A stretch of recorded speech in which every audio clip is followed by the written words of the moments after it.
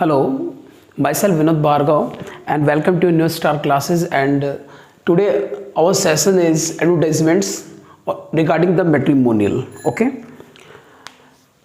हमारा पहला चैप्टर है या हम कहें पहली यूनिट है इंग्लिश के अंदर एडवर्टाइजमेंट है, वो हम शुरू करने वाले हैं, जिसके अंदर इसका पहला पार्ट्स है जिसको हम बोलते हैं मैट्रिमोनियल, यानी कि वैवाहिक जो विज्ञापन है वो हम शुरू करेंगे। देखो कल हमने डिस्कस कर लिया है कि एडवर्टाइजमेंट्स क्या होते हैं, how many types of the advertisements. तो हमने एडवर्टाइजमेंट्स को दो प्रकार या दो भागों में बांटा है। पहला क्लासिफाइड एडवर्टाइजमेंट्स, दूसरा कौन सा है, डिस्प्ले एडवर्टाइजमेंट्स। क्लासिफाइड एडवर्टाइजमेंट्स में मैंने आपको बताया था मोस्टली इसके अंदर जो वर्ड पावर होती है, शब्दों के आधार पर लिखा जाने वाला एक विज्ञापन होता है। इसमें किसी प्रकार का जो डायग्राम होता है टॉपिक रिलेटेड नहीं बनाया जाता है। जबकि आपका डिस्प्ले या कमर्शियल एडवर्टाइजमेंट होता है, इसमें क्या होता है मोस्टली एक पर्टिकुलर ड्राइंग या फिर कैची वर्ड्स या हाईलाइटेड वर्ड को एक अच्छे डिज़ाइन में स्लोगन के साथ, लोगों के साथ में इसको बनाया जाता है। दोनों में अंतर हम जान चुके हैं। फिर मैंने आपको बताया था कि मोस्टली जो हमारे जो विज्ञापन एडवर्टाइजमेंट्स हैं वो न्यूज़पेपर का हिस्सा होते हैं, हम इस पर डिस्कस कर चुके हैं। और दोनों ही प्रकार के विज्ञापन न्यूज़पेपर में आपको देखने को मिलते हैं, डिस्प्ले यानी कमर्शियल भी, और दूसरा कौन सा है अपना क्लासिफाइड। तो आज हम डिस्कस करेंगे क्लासिफाइड एडवर्टाइजमेंट्स में। तो क्लासिफाइड एडवर्टाइजमेंट्स जो आपका होता है क्लासिफाइड जो एडवर्टाइजमेंट है आपका पहला, उसमें जो पहला भाग आता है, पहला पार्ट है जिसको हम कहते हैं मैट्रिमोनियल एडवर्टाइजमेंट्स। तो मैट्रिमोनियल का मतलब क्या होता है, वैवाहिक। वैवाहिक का मतलब होता है विवाह से संबंधित, ठीक है, यानी रिलेटेड टू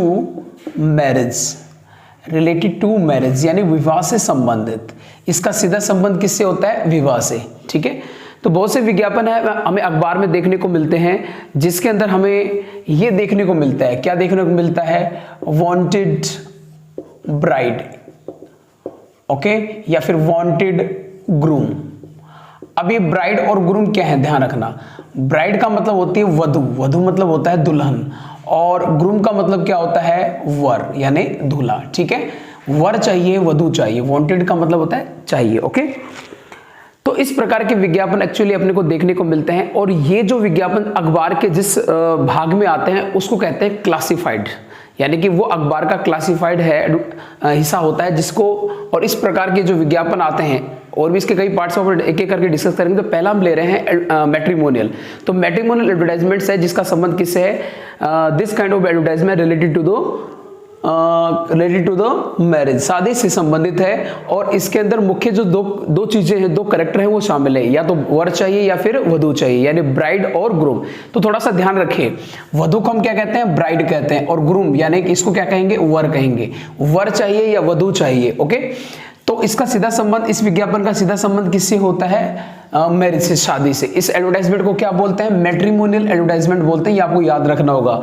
वहां क्वेश्चन है वो ऐसे ही आता है कि राइट एन एडवर्टाइजमेंट या draft an advertisement in the matrimonial column of the local newspaper, ठीक है। तो मैट्रिमोनियल का वर्ड है ये, आपको अच्छे से याद रखना है, जिसका मतलब क्या होता है, विवाह या वैवाहिक या विवाह से संबंधित। अब इस बारे में हम डिस्कस कर चुके हैं कि मैट्रिमोनियल के अंदर मुख्यतः दो ही कैरेक्टर होते हैं जिसके बारे में विज्ञापन एक्चुअली आ सकते हैं। पहला है आपका ब्राइड यानी दुल्हन, और दूसरा है ग्रूम। इसी को लेकर के एडवर्टाइजमेंट आता है। अब देखो मैट्रिमोनियल एडवर्टाइजमेंट्स, जब इसकी बात हो गई, और मैंने ये भी बता दिया कि मैट्रिमोनियल है वो किसका हिस्सा है, क्लासिफाइड एडवर्टाइजमेंट्स का। दो प्रकार के विज्ञापन होते हैं, क्लासिफाइड और डिस्प्ले या कॉमर्शियल। और क्लासिफाइड में इसका पहला भाग कौन सा हो गया, उसका पहला पार्ट कौन सा होता है, मैट्रिमोनियल एडवर्टाइजमेंट्स। तो हम कर रहे हैं क्लासिफाइड एडवर्टाइजमेंट, जिसमें पहला यानी कि हम ए या फिर ये कहें ए पार्ट्स यानी कि क्लासिफाइड कर रहे हैं, जिसमें पहला भाग कौन सा आ गया इसका, मैट्रिमोनियल, ठीक है। तो अब अपन ये जानते हैं कि वैवाहिक जो एडवर्टाइजमेंट्स हैं उसको कैसे लिखते हैं। वैवाहिक एडवर्टाइजमेंट्स है उसको लिखने के लिए क्या चाहिए, थोड़ा सा आप थोड़ा सुनिए, थोड़ा सा हिंदी में हम एक्सप्लेनेशन करते हैं इसकी। जैसे मान लीजिए कोई भी परिवार है और उस परिवार में कोई लड़का है जो बहुत वेल एजुकेटेड है, अच्छा पढ़ा लिखा है, ठीक है, और उसके लिए वो फैमिली क्या कर रही है, एक प्रकार से एक दुल्हन तलाश कर रही है। अब एक्चुअली होता तो यही है, आप जानते हैं नॉर्मली हम क्या करते हैं, जो फैमिली रिलेशन है उसमें लड़कियां तलाश करते हैं, ढूंढते हैं, और उसके बाद में विवाह या शादी है वो होती है, होता भी यही है। लेकिन फिर भी आपने देखा होगा अखबार में मैट्रिमोनियल्स जो एडवर्टाइजमेंट देखने को मिलते हैं, बहुत सी ऐसी कंडीशंस हो जाती हैं जिसमें बहुत से लोग अखबार के माध्यम से या फिर अनेक प्रकार की ऐसी साइट्स भी हैं जैसे सादे.com है या और भी ऐसे कई चीज़ें हैं जिसके माध्यम से मीडिया मल्टीमीडिया के माध्यम से क्या करते हैं, दुल्हन या दूल्हा तलाश करते हैं। तो अखबार में जो क्लासिफाइड जो विज्ञापन होता है जिसमें मैट्रिमोनियल उसका हिस्सा है, ऐसे में भी आपको एक विज्ञापन देखने को मिलता है। तो वर चाहिए वधू चाहिए कुछ भी। तो मैं बता रहा था कि मान लीजिए कोई फैमिली में कोई लड़का है जो वेल एजुकेटेड है, अच्छा पढ़ा लिखा है, ठीक है, और उसके लिए अपने को दूल्हा चाहिए, तो सॉरी दुल्हन चाहिए। तो उसके लिए अगर हम दुल्हन तलाश करेंगे तो सीधी सी बात क्या है कि पहले तो हमें जो लड़का यानी कि जो हमारा परिवार का एक मेंबर है, पहले तो उसकी क्वालिटीज आपको बतानी पड़ेगी कि उसमें क्या चीजें हैं, कौन है वो, उसका करेक्टर कैसा है, उसकी पर्सनैलिटी कैसी है, उसका जो फिजिकल बॉडी जो लैंग्वेज है वो कैसी है, उसकी क्वालिफिकेशन क्या है, इसके अलावा उसके अंदर कौन कौन से फीचर्स है, उसकी विशेषताएं क्या है, और उसके अकॉर्डिंग ही अपन क्या करेंगे, उस विज्ञापन में दुल्हन तलाश करेंगे, दुल्हन मांगेंगे कि भाई ऐसी लड़की होनी चाहिए। तो इसका मतलब क्या हुआ कि अब एक एग्जाम्पल से अपन समझने की कोशिश कर रहे हैं। जैसे अपनी कोई फैमिली है, ठीक है, अपनी कोई फैमिली है और उस फैमिली के अंदर अपने पास क्या है, अपने पास उस फैमिली में क्या है, ग्रूम है यानी कि दूल्हा है भाई, ठीक है, ग्रूम अपने पास में है और अपने को चाहिए क्या, वांटेड, ठीक है, अपने को क्या चाहिए, ब्राइड चाहिए, ब्राइड यानी कि दुल्हन अपने को चाहिए, ठीक है। तो पहले तो हमें क्या करना पड़ेगा, ये जो परिवार है जब अखबार में विज्ञापन देने के लिए जाएगा तो सबसे पहले जो मैट्रिमोनियल एडवर्टाइजमेंट्स में उसको पहले उस दूल्हे की क्वालिटी बतानी होगी, भाई दूल्हे में क्या क्वालिटीज है, ठीक है। तो कौन कौन सी क्वालिटीज या किन किन चीजों को लेकर के क्वालिटी बतानी पड़ती है, देखो मेरी बात सुनिए, स्टेप सुनते जाइए। सबसे पहले देखो, सबसे पहली चीज तो क्या होती है, उस दूल्हे की अपने को एज बतानी होगी, यानी उसकी उम्र क्या है, आयु क्या है उसकी, ठीक है। एज का मेंशन करना होगा कि भाई दूल्हा जो है वो 24 साल का है, 23 साल का है, 22 साल का है, यानी कि हम कह सकते हैं अबाउ 21, क्योंकि लीगल जो एज है according to the government law, जो सरकारी जो नियम है उसके अकॉर्डिंग एज है वो 21 से ऊपर या 21 साल होनी चाहिए। तो पहली बात तो एज का जिक्र करना होगा कि भाई उसकी आयु है वो कितनी है। मान लीजिए हम मान लेते हैं कि उसकी आयु कितनी है, 24 ईयर्स है, कि वो 24 ईयर्स का है, ठीक है ना। हम आयु का जिक्र कर सकते हैं कि उस लड़की की आयु क्या है, 24 ईयर्स है, ठीक है। एज के साथ साथ हम जिक्र करते हैं उसकी हाइट का। हाइट HEIGHT, हाइट होती है उसकी ऊंचाई। मान लीजिए वो लड़का है 5 फीट, फीट के लिए कोमा लगाएंगे, ठीक है, पॉइंट लगाएंगे 5 फीट, और जैसे मान लीजिए 9 इंच का है तो 9 इंच के ऊपर डबल कोमाज ऐसे लगाएंगे, ठीक है ना, 5 फीट 9 इंच, ओके। कई लोग ऐसे भी लिख देते हैं 5 फीट एंड 9 इंच, लेकिन ऐसा लिखने की कोई ज़रूरत नहीं है, ठीक है ना। तो आप इसको इस तरीके से लिखते हैं 5 फीट और 9 इंच, ओके। तो उसकी हाइट का मैंने मेंशन कर दिया कि लड़का है 5 फीट और 9 इंच का है, ठीक है। उसके बाद में उसका हम कंप्लेक्शन देखो क्या होता है, कंप्लेक्शन होता है उसका शारीरिक रंग, यानी उसका रंग कैसा है। अच्छा डियर, इसको कलर मत लिखना, एक्चुअली कलर जो होता है वो इनएनिमेट यानी निर्जीव वस्तुओं का होता है। निर्जीव वस्तु जैसे रंग की है तो वो अपन बोलेंगे उसको कलर, लेकिन सजीव वस्तु जैसे कि अपना, तो अपना जो होता है वो कलर नहीं होता, वो कंप्लेक्शन होता है। और कंप्लेक्शन है वो मोस्टली हम 2 ही चीज़ों में काउंट करते हैं, एक या तो अपना फेयर होता है यानी साफ रंग होता है, या फिर डार्क या फिर क्या होता है, सांवला या काला रंग होता है।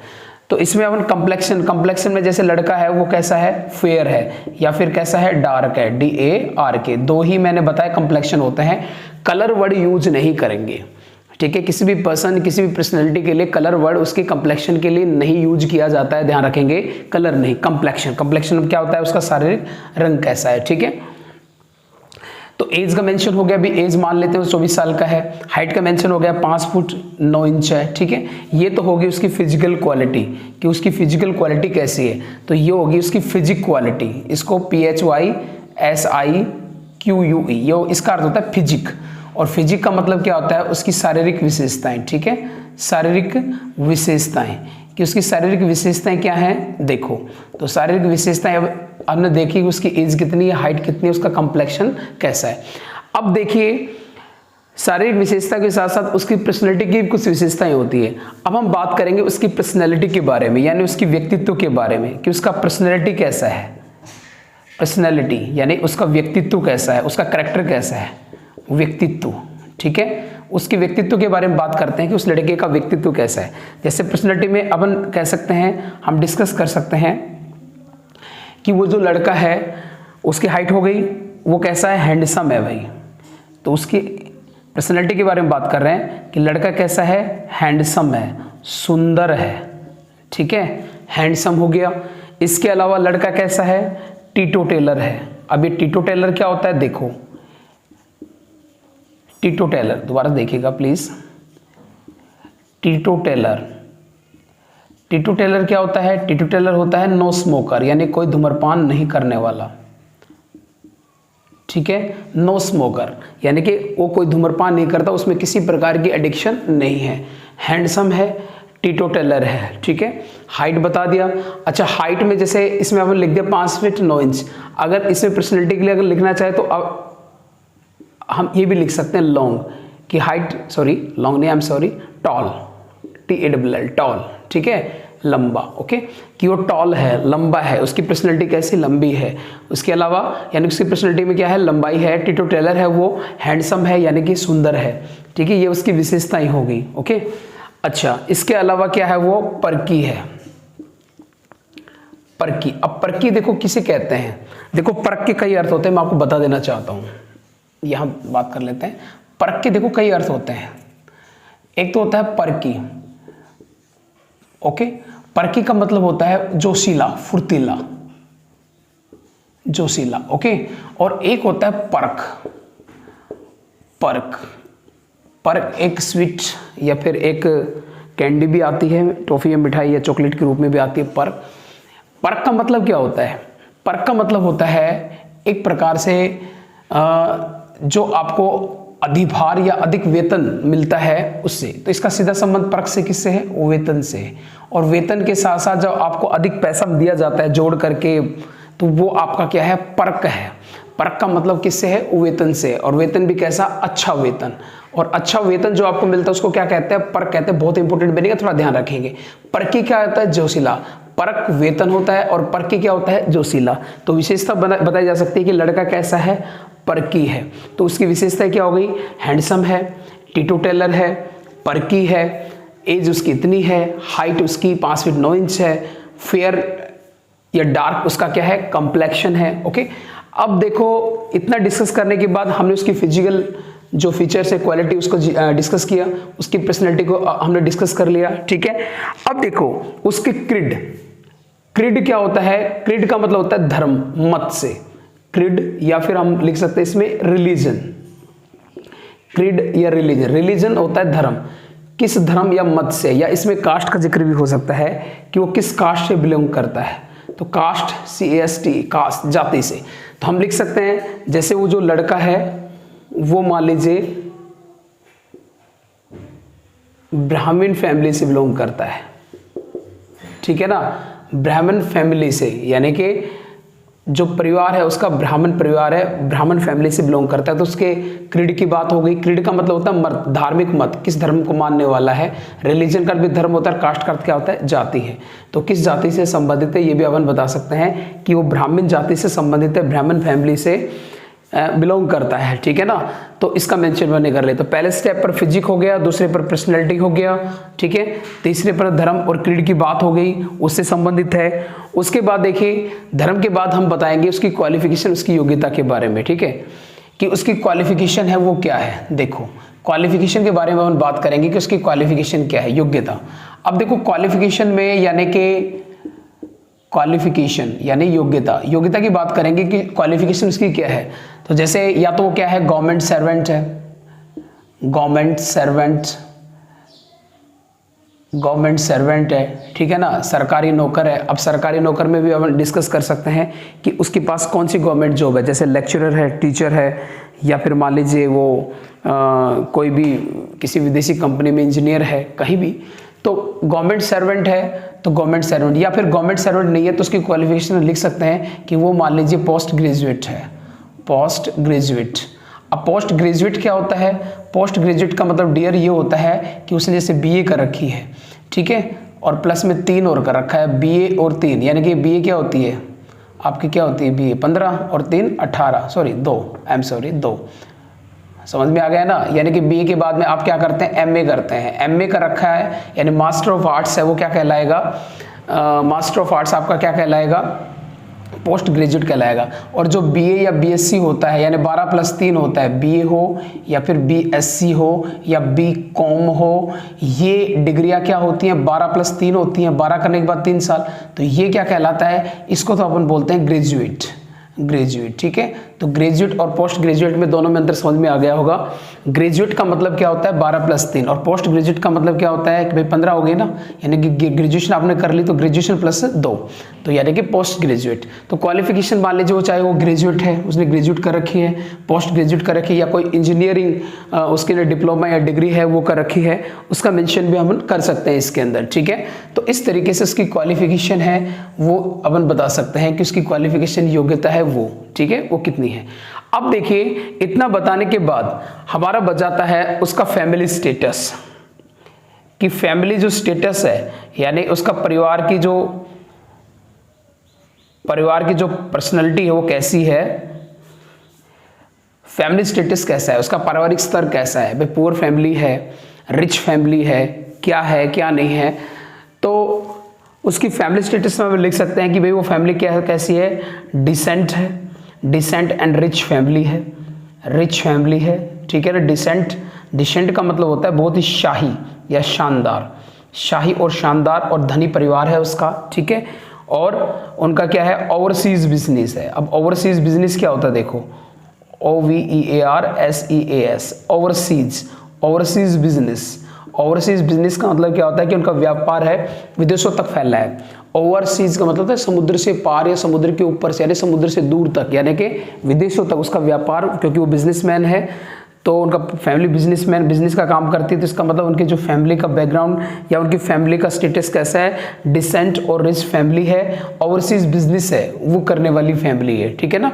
तो पहले तो इसमें जो लड़का है उसकी क्वालिटीज भी, लड़का कैसा है वो हमें बताना होगा, ठीक है। हमने क्या क्या बताया कि भाई लड़का जो है, ग्रूम है, वो लड़का जो हमारे पास है उसके लिए हम सर्च कर रहे हैं, ढूंढ रहे हैं, क्या ब्राइड ढूंढ रहे हैं। तो पहले ग्रूम की क्वालिटी की, उसकी एज क्या है, उसकी हाइट 5 फीट 9 इंच है, कंप्लेक्शन उसका मान लीजिए फेयर है, ठीक है, हैंडसम है, हैंडसम यानी कि सुंदर, तो ये उसकी कौन सी क्वालिटी में आ गई, पर्सनैलिटी में लिख सकते हैं कि वो हैंडसम है, ठीक है। और टिटो टेलर, नो स्मोकर, यानी कोई धूम्रपान नहीं करता है, ओके।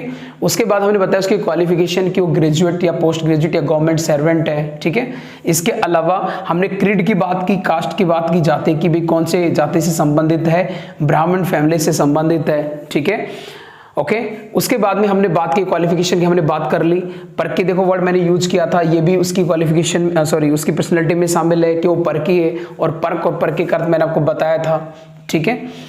इसके अलावा हमने बात की कि क्वालिफिकेशन में हमने बताया कि बीए बीएससी के बारे में हमने बातें की कि इसको +2 करने के बाद आदमी क्या बन जाता है, पोस्ट ग्रेजुएट बन जाता है, ठीक है। बिजनेस की बात की, फैमिली स्टेटस की बात की हमने कि फैमिली स्टेटस है वो कैसा है, डिसेंट और रिच फैमिली है, ओवरसीज बिजनेस है उनका, ठीक है। तो ये सारे लड़के की पर्सनैलिटी हमने बताई। एक बार रफ कॉपी में आप इसका स्क्रीनशॉट ले सकते हैं 1 मिनट के लिए, ठीक है ना, बहुत जरूरी है एक बार स्क्रीनशॉट लेना, हालांकि मैं लिखवाऊंगा लेकिन इसका स्क्रीनशॉट आप एक बार ले लेना अपने मोबाइल से, ओके। तो आपने इसका स्क्रीनशॉट ले लिया होगा। अब हम बात करते हैं आगे, ओके। देखो तो हमने जो लड़के की पर्सनैलिटी या उसका जो आउटलुक था, यानी कि कंप्लीट वो भाई लड़का कैसा है, क्या उसकी क्वालिफिकेशन है, उसका फैमिली बैकग्राउंड कैसा है, उसका परिवार कैसा है, लड़की की एज क्या है, किस धर्म और किस जाति से संबंधित है। इसमें गोत्र वगैरह बताने की जरूरत नहीं, कुछ लोग मेंशन कर देते हैं, लेकिन एग्जाम में हमें जो लिखना है ना वो इस तरीके से लिखना है, ठीक है। अब देखो हमने तो अभी जो चीज़ हमारे पास है, यानी कि जो लड़का जो ग्रूम हमारे पास है उसका हमने डिस्कस किया है। अब हम बात करेंगे कि जो लड़की हमें चाहिए, अब हम बताएंगे कि लड़की कैसी होनी चाहिए, क्योंकि अब लड़की की अपन क्या करेंगे, डिमांड करेंगे। तो हम क्या करेंगे, डिमांड करेंगे। तो हमें क्या चाहिए, वांटेड ब्राइड। अब जो हमें ब्राइड चाहिए, लड़का हमने बता दिया कि लड़का कैसा है, तो जो ब्राइड चाहिए, अब ब्राइड कैसी चाहिए वो हम डिमांड करें कि ब्राइड कैसी होनी चाहिए। तो सबसे पहले हम वही क्वालिटीज़ का जिक्र करेंगे। पहले तो हम लिखेंगे कि भाई ब्राइड है वो ब्यूटीफुल होनी चाहिए, यानी कि सुंदर होनी चाहिए, ब्राइट। पहली कंडीशन तो ये रहेगी, ब्राइट कैसी होनी चाहिए, सुंदर होनी चाहिए। उसके अलावा स्लिम, ब्राइट कैसे होनी चाहिए, स्लिम। स्लिम का मतलब होता है पतली, यानी कि फिजिकल फिट। ओके, कि ब्राइट कैसी होनी चाहिए, ब्यूटीफुल होनी चाहिए, स्लिम होनी चाहिए, स्मार्ट होनी चाहिए, दिमाग से तेज होनी चाहिए, यानी ठीक है ना। ओके, इसके अलावा ये तो होगी उसकी फिजिकल क्वालिटी। एज बता सकते हैं कि उसकी एज है, जैसे मान लीजिए वहाँ पर आपने 24 ली है तो यहाँ लिख सकते हैं उसकी एज है वो 20 to 23 के बीच में उसकी क्या होनी चाहिए, एज होनी चाहिए। फेयर कंप्लेक्शन होना चाहिए। अब सेम वही बात है, अगर आपको बॉयज़ की क्वालिटी तो लड़के की क्वालिटीज भी आप आसानी से बना सकते हैं कि उसका जो फेयर है, फेयर कंप्लेक्शन होना चाहिए। उसका कंप्लेक्शन कैसा हो, फेयर, यानी कि साफ रंग वाली होनी चाहिए। ठीक है, अब हम बताएंगे कि उसकी एजुकेशन क्या होनी चाहिए। वो ग्रेजुएट होनी चाहिए, या तो ये कहेंगे कि भाई वो क्या हो, ग्रेजुएट हो। ठीक है, या फिर क्या हो, पोस्ट ग्रेजुएट हो, पोस्ट ग्रेजुएट हो, ग्रेजुएट या पोस्ट ग्रेजुएट हो। ठीक है, या फिर हम लिख सकते हैं कि वो क्या हो, गवर्नमेंट सर्वेंट होनी चाहिए, यानी सरकारी नौकर होनी चाहिए। ठीक है, ये भी कंडीशन दे सकते हैं कि क्वालिफिकेशन की बात करेंगे तो गवर्नमेंट सर्वेंट होनी चाहिए। ठीक है, कई बार लोग ये भी लिख देते हैं कि वो कन्वेंट एजुकेटेड होनी चाहिए, convent educated, convent educated. Convent educated का मतलब होता है, एजुकेटेड यानी शिक्षित, कन्वेंट का मतलब होता है मठ या किसी गुरुकुल में पढ़ी हुई होनी चाहिए, किसी गुरुकुल में, स्कूल में नहीं, गुरुकुल, गुरुकुल अलग होते हैं भैया, ध्यान रखना। तो कन्वेंट एजुकेटेड होनी चाहिए। ठीक है, वेल मैनर वाली होनी चाहिए, अच्छा स्वभाव हो उसका, वेल मैनर्ड यानी अच्छे स्वभाव वाली, अच्छे संस्कार वाली होनी चाहिए। तो ये भी हो सकता है मैनर्ड, संस्कार। ठीक है, ओके, तो हमने क्या बताया, ब्यूटीफुल होनी चाहिए लड़की, स्लिम होनी चाहिए, स्मार्ट होनी चाहिए, एज बताई उसकी इसके बीच में होनी चाहिए, फेयर कंप्लेक्शन होना चाहिए, ग्रेजुएट, ये क्वालिफिकेशन आ गई, गवर्नमेंट सर्वेंट भी हो सकती है, वेल मैनर्ड को यहीं डाल देंगे, वेल मैनर्ड होनी चाहिए, कन्वेंट एजुकेटेड, यानी कि कन्वेंट एजुकेटेड का मतलब क्या मैंने बताया, ये मठ या गुरुकुल से पढ़ी लिखी होनी चाहिए। ठीक है ना। अब उसका फैमिली स्टेटस बता सकते हैं कि वो कहाँ से संबंधित हो, कि वो भी क्या हो, एक डिसेंट या फिर रेपुटेड फैमिली से बिलोंग करती हो। रेपुटेड फैमिली, रेपुटेड का मतलब क्या होता है, रेपुटेड का मतलब होता है बहुत ही प्रतिष्ठित या सम्माननीय जो फैमिली होती है, जिसका सोसाइटी में अच्छा सम्मान हो, एक ऐसे परिवार से संबंधित हो, रिच हो या ना हो कोई बात नहीं, लेकिन इसने बताया रेपुटेड फैमिली होनी चाहिए, एक अच्छी और रेपुटेड फैमिली से बिलोंग करने वाली होनी चाहिए। ठीक है ना। तो ये फैमिली स्टेटस उसने हमने उसको बता दिया कि फैमिली स्टेटस उस लड़की का ये होना चाहिए, पारिवारिक जो बैकग्राउंड है वो भी अच्छा होना चाहिए। अब देखो जाति लड़के की क्या थी, ब्राह्मण थी, ध्यान है आपको, अभी मैंने बताया था, जैसे हमने लिखा था ब्राह्मण, लड़का है वो माली ब्राह्मण कास्ट का, तो यहाँ कंडीशन डाल सकता है कि लड़की भी क्या होनी चाहिए, ब्राह्मण होनी चाहिए, यानी ब्राह्मण कास्ट की होनी चाहिए। ठीक है, अगर ऐसा नहीं होता, अगर वो किसी जात को तवज्जो अखबार में अगर मोस्टली दिए जाते हैं तो वो जातिगत कोई भी इशू को कम लेके चलते हैं कि भाई जाति कास्ट की होनी चाहिए, तो उसी कास्ट की नहीं हो, किसी भी कास्ट की होनी चाहिए, तो हम लिख देते हैं उसकी जगह एक वर्ड, क्या, नो कास्ट बार। अब नो कास्ट बार का मतलब होता है कोई जातीय बंधन नहीं, यानी कि कोई जातीय या कोई जातिगत बंधन नहीं, यानी कि वो किसी भी कास्ट की हो सकती है। नो कास्ट बार का मतलब हो गया कोई जातिगत बंधन नहीं, अर्थात वो किसी भी कास्ट की हो सकती है।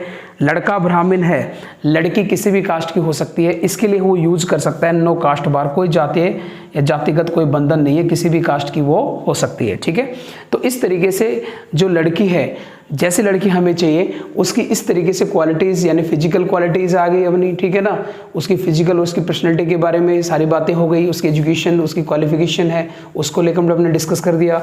उसका फैमिली स्टेटस कैसा होना चाहिए, फैमिली स्टेटस के बारे में बताया कि रेपुटेड फैमिली से होनी चाहिए, यहाँ भी अपन डिसेंट लगा सकते हैं, या फिर वो क्या होनी चाहिए, डिसेंट फैमिली से होनी चाहिए, नो कास्ट बार, कोई जातिगत बंधन नहीं। ठीक है ना, तो यहाँ दोनों चीज़, या तो लड़का जिस कास्ट का है तो उसी कास्ट का जिक्र करेंगे, या फिर लिख देंगे नो कास्ट बार, किसी भी जाति। इस वर्ड को थोड़ा सा ध्यान रखेंगे, इस पॉइंट को, ये बहुत अच्छा पॉइंट है। ठीक है ना, नो कास्ट बार, कोई जातिगत बंधन नहीं, किसी भी कास्ट की हो सकती है। अब लास्ट में क्या हम ये और लिख सकते हैं, एक शर्त और लगा सकते हैं क्या, कि भाई अर्ली,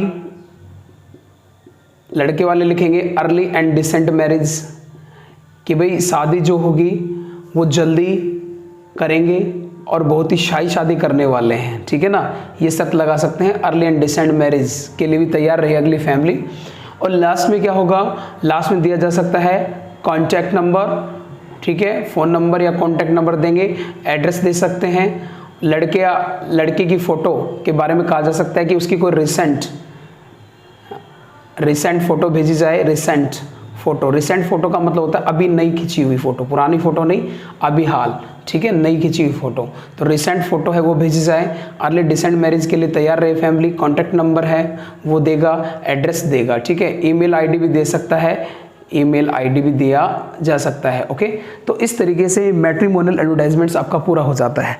तो हमने आज मैट्रिमोनियल एडवर्टाइजमेंट्स के पॉइंट्स को डिस्कस किया है कि मैट्रिमोनियल एडवर्टाइजमेंट्स कैसा होता है, क्लासिफाइड जो एडवर्टाइजमेंट्स में शामिल होता है, पहला पार्ट है क्लासिफाइड एडवर्टाइजमेंट्स का पहला पार्ट जिसको मैट्रिमोनियल, विवाह से संबंधित देखो दो ही पॉइंट्स होते हैं, वर चाहिए वधू चाहिए, वांटेड ब्राइड या wanted groom.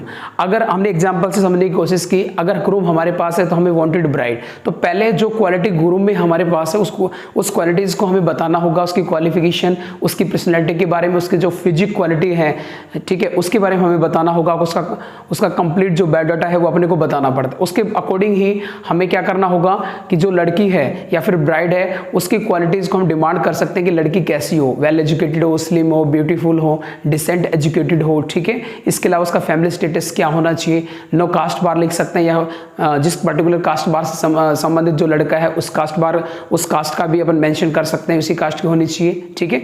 Decent early marriage के लिए कह सकते हैं फोन नंबर, एड्रेस और कॉन्टैक्ट, ठीक है। आई होप आपको समझ में आया होगा। It's a very easy video and you know better, this topic is very very easy, okay.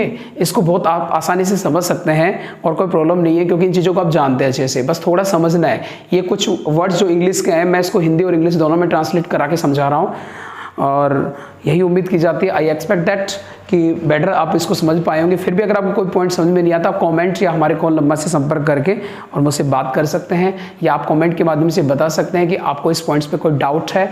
हम श्योर आपको इस डाउट को अवश्य क्लियर करेंगे। रेगुलरली क्लास देखते रहिए और जुड़े रहिए मेरे साथ। मिलते हैं नेक्स्ट वीडियो में। Okay, bye.